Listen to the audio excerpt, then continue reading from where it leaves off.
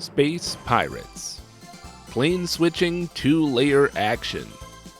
An unrequited romance. And oh, it's just so CD special. All this and more coming up on this episode of Neo Geo Generation.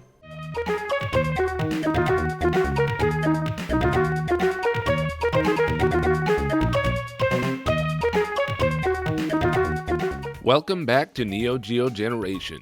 I'm Neo-Alec. Today we're coming back at you to cover Top Hunter, NGH-046, released by SNK in 1994. The game weighs in at 110 megs. We'll be looking at it on my MVS cartridge here. The game was never ported to any other systems, and remains a Neo Geo exclusive, unless of course you consider the countless re-releases it and many other SNK games have seen on modern platforms. And not that it makes any difference, but this game is sometimes referred to as Top Hunter Roddy Cathy due to the logo, which I suppose is the game's full name. I'm not sure if I'm fully convinced, since the Roddy and Cathy part isn't on the MVS carts or the spine of the Japanese release, but SNK wasn't known for consistency and they may not have settled on this. It should be noted that, once again, we've jumped really far ahead here chronologically compared to previous games in this video series. Top Hunter was released in arcades in May 1994, and I consider it very much a mid-90s Neo Geo release. The Neo Geo CD arrived in Japan soon after, in September 1994, and in addition to the cartridge release, new games like Top Hunter were given the full Neo Geo CD treatment, with a soundtrack arranged for the CD. Top Hunter is also the first game we've covered in this series, which is one of the 6 games featured in the Neo Geo CD sampler disc Neo Geo CD Special, putting the game squarely in that mid-90s catalog of Neo Geo games that SNK was promoting as of late 1995. We can guess, based on the relatively low NGH number of 046, that the concept and planning stages of Top Hunter must have started around 1992 or earlier, since other games with numbers in the 40s were released around that time. But for whatever reason, this game wasn't completed and released until 1994. As we've seen before, it's something that happened quite a bit. Top Hunter certainly wasn't the only case like this in the Neo Geo catalog. As we'll see today, quite a bit of effort went into the graphical details in this game, so the extra time perhaps wasn't used for nothing. So, standard disclaimer once again, this series is not in chronological order. Instead, we're going by product number, so we've jumped ahead here, but we'll be headed back to 1992 in the next video, and staying in the early 90s for most of the upcoming videos. In fact, Top Hunter is so new that this is the first game we've covered on Neo Geo Generation where I played the Neo Geo CD version first. I know, actually, not even the full Neo Geo CD version. I played a demo of Top Hunter on the Neo Geo Sampler/Demo Disc Neo Geo CD Special before I ever played the full game. That demo only contained the game's first selectable stage, the Forest Planet. And I'll tell you, did this game ever feel shiny and new playing that one stage on the CD back in those days. It's a colorful game with well-animated, charming graphics, and the game's soundtrack really completes the effect. The music in this game was composed by the same list of regulars you've been hearing about throughout this video series. Yoko Osaka, Yoshihiko Kitamura as Jojo Ha Kitapi, Masahiko Hataya as Papaya, Toshio Shimizu, and I believe this is the first time we've seen SNK regular Akihiro Uchida as Aki. It's a party and everyone was invited. Top Hunter's soundtrack is very decent, but it's one of those games where the catchy first selectable stage theme, the Forest Planet theme, really steals the show.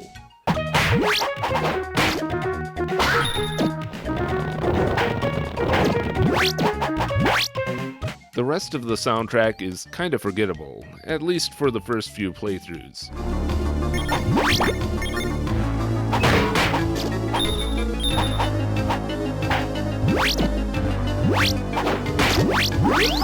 After that, it becomes not unpleasant, but nothing special.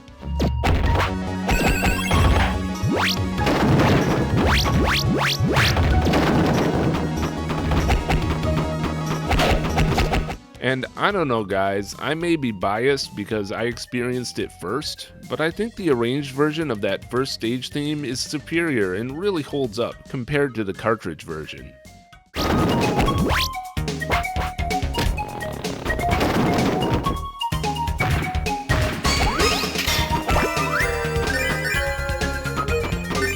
The instrument set used in the CD version just has a brighter, newer, and cleaner sound compared to that muddier feel of the cartridge version, which brings out more of the minor key, something I'm not as fond of.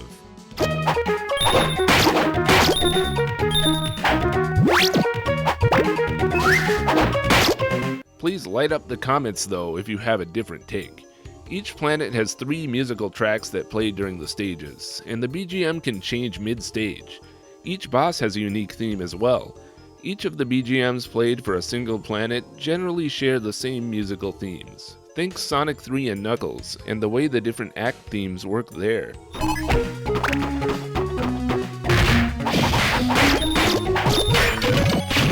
Wild geese that fly with the moon on their wings, these are a few of my favorite things. On my website back in the 90s, I had a rather negative opinion of Top Hunter, perhaps mostly due to the game's length. As mentioned, the Forest Planet stage left a great first impression, but I was underwhelmed when I got the full game. Honestly, I hadn't spent enough time with the game when I wrote this review, so I don't think I really gave it a fair chance. Well, that was a long time ago. Let's give it that chance today. Produced by Eikichi Kawasaki, most of the main planners for this game don't seem to have done much else for SNK, but Yasumi Tozono was the producer of Last Resort. However, most of the artists, designers, and programmers were SNK regulars who worked on many action and fighting games. It's the age of space exploration. It's also an age of lawlessness, ruled by space pirates. Space pirates! Space pirates? You know, pirates, but in space! Naturally, this presents an opportunity for bounty hunters to make a profit hunting the pirates, and the best among these are known as top hunters. Roddy and Cathy are 2 of these elite hunters. Roddy grew up on Earth and was originally a solo bounty hunter before teaming up with Cathy. Cathy is from the Earth Federation and was Roddy's childhood friend. She is determined, stubborn, and arrogant, but she's actually kind-hearted. It's rumored that she has a crush on Roddy. This doesn't sound like you. You got a crush on this guy? They receive news that their home planets, Earth and Aster, are under attack by Force Clapton, a group of pirates led by Captain Clapton. 4 planets far beyond the galaxy, known as Quartet Stars, have been taken by Clapton and his gang. Each planet is under the control of one of the lackeys. It's up to our heroes to save the planets and defeat Captain Clapton. Top Hunter progresses differently depending on whether you're playing on a home, AES, or arcade MVS system. Each of the 4 main starting planets you can select from is split into 3 stages. In MVS mode, you will only play through 2 stages of each planet, whereas on the AES or CD, you'll play through all the stages. To be more precise, in arcade mode, you'll play the first and third stages of the first planet you select, and then only the second and third stages of each of the 3 subsequent planets. It probably just depends on how much time you want to spend.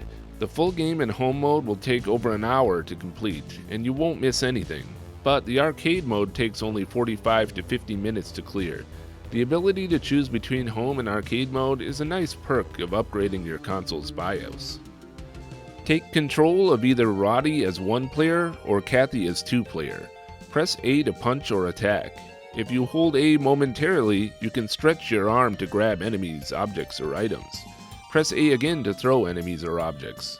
You can also hold up while pressing A to aim your arm up. B is jump.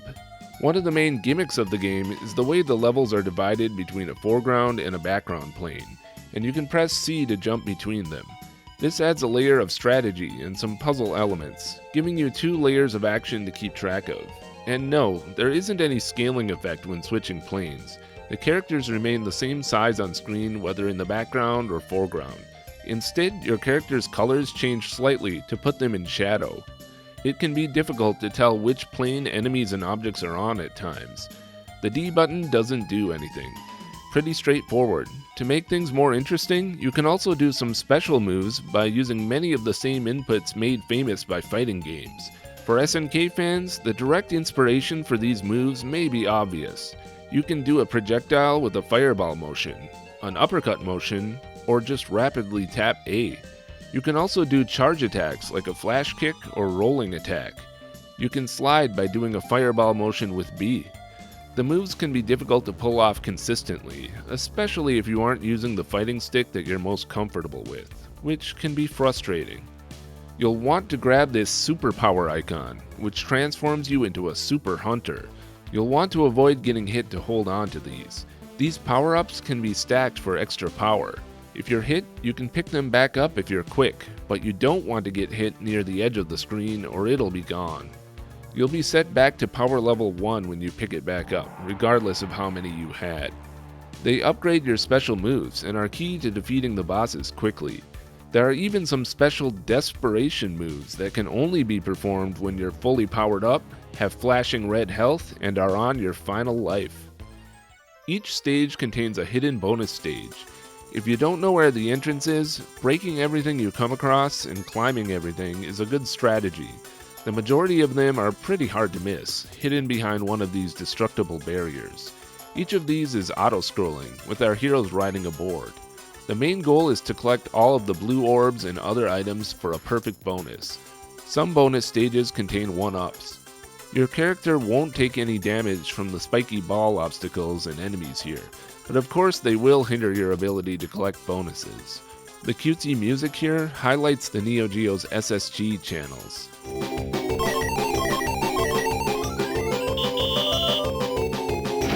The graphics in Top Hunter are brimming with the high level of charm that SNK is famous for. There's just so much color and detail, and it seems like there's always something new to discover in the little worlds that they've created. You can tell that a lot of extra time and care went into the details of the characters, the abilities of the enemies and the way they react, not to mention all of Roddy and Cathy's abilities. It evokes the same spirit of detail and charm that courses throughout Metal Slug, although that game is from a completely different team at Nazca, made up of former IREM staff. Perhaps the possible extra time in the oven I mentioned that Top Hunter had contributed to the large amount of extra little touches. The stages generally contain a mid-boss about 2/3 of the way through, followed by an end-boss. The last stage of each planet has a boss fight with one of the leaders of Force Clapton. You can also jump in the Robo-Beagle for extra strength and vitality, while you can hold on to it. Metal Slug, eat your heart out. The game will drop you straight into the main stage select, where you get to choose which of the 4 planets you want to tackle first. Let's begin with the Forest Planet, where Sly is waiting at the end of the 3rd level. I always find this part with the guys in boats throwing green spiky balls out super annoying because they're hard to avoid, but there are goodies to pick up. This guy is a frequent sub-boss in the game, but he's usually not too bad. Jumping on him when he switches planes is fun. Hitting this lever to smash these giant armor guys is always super satisfying, not to mention triggering this rock to come down from the background and roll over this guy. Next we'll go to the Ice Planet, headed up by Misty. You'll usually want to stick to the higher path when given a choice, because the game likes to put useful items up somewhere that can't be reached if you pick the wrong way. There's a little puzzle here where you have to be patient and move with the spiky walls so you don't get smashed. These Yeti characters aren't too difficult to take care of, both the large and small versions. Just stay back when they jump. Some of the bosses are joined by this spiky snake character, who mostly just acts as a distraction. This segment with the submarines in the background is kind of cool. Don't worry, the wave won't hurt you. You just have to look out for the missiles that rain down. You need to anticipate where Misty is going to pop out to prevent her from getting control of the screen. And here's that spiky worm snake thing again, being annoying. Big Man is on Wind Planet. You can pull any of these 4 chains, but choose the wrong one and you'll get no more chances. The booby trap with these boulders rolling out will trigger instead. This puzzle appears a couple of times in the full version of this planet. You can destroy these wind machines, which are constantly pushing you back. When you walk forward on this stage, your characters will shield themselves from the wind with their arms. I told you this game had lots of neat little graphical details. To defeat Big Man, you need to target these rotating spears trailing behind him, as he annoyingly changes planes.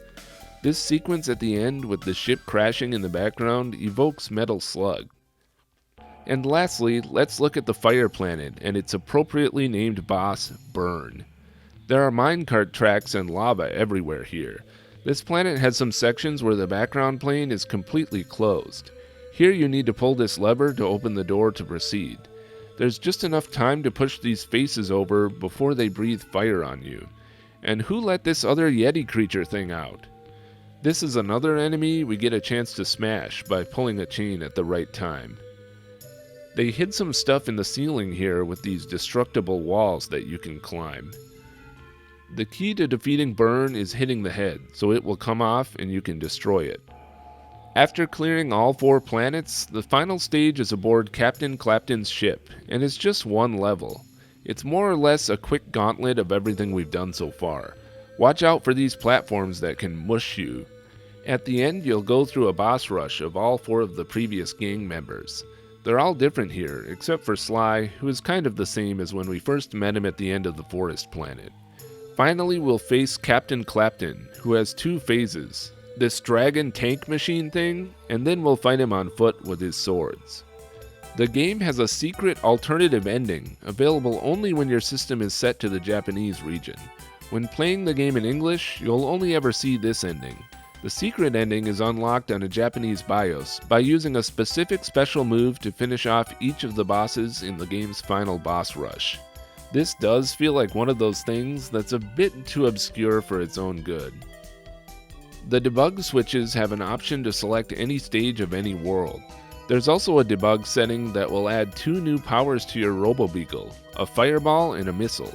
These extra powers can also be unlocked by entering a secret code on the stage select, but only when your system is running in Japanese mode. In fact, there are 3 different secret codes here on the stage select screen, but your system BIOS must be in Japanese mode to use these. You can unlock 3 additional continues for each player, and with the last code, you can also jump straight to the final stage.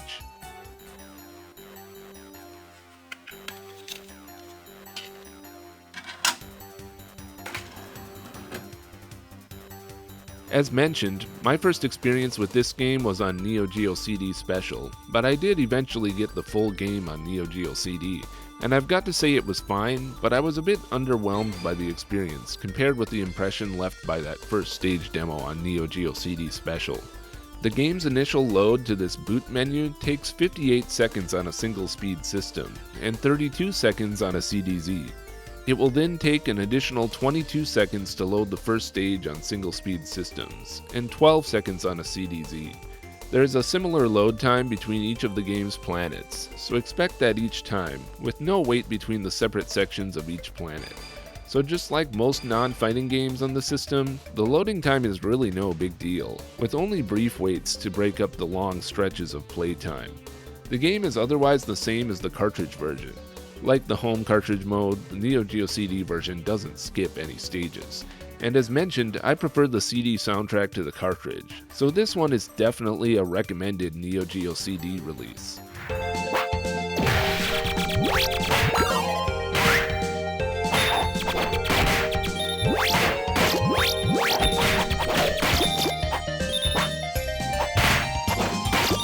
So now's the part of the video where we talk about the game's legacy.